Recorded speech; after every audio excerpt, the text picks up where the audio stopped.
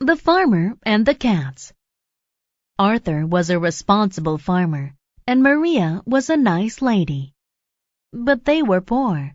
They owed the town lord money for their land. One summer their farm burned, one structure caught fire, and most of the animals ran away.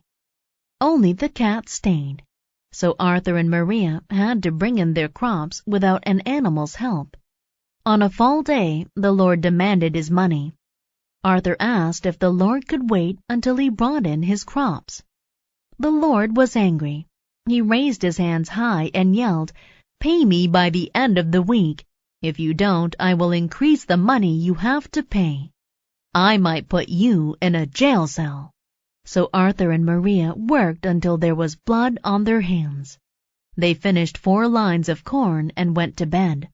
But the next morning 8 lines were finished. "Maria, didn't we stop in this spot here?" Arthur asked.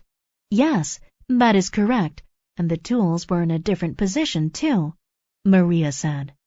They were surprised and happy. That day they worked hard and finished 5 lines. But in the morning 10 lines were done. Each day they did a lot of work. Each night someone else did an equal amount of work. In a week the whole field was finished. "Tomorrow I will sell the crops and pay the Lord," Arthur said. But that morning the crops were gone. A bag was in the middle of the field. It contained money. "Maria, let's see who has helped us work." Through a hole in the wall they saw a funny sight.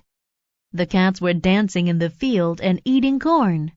Now Arthur knew what had happened. The cats had worked at night. After that, Arthur was very nice to his cats and fed them lots of corn.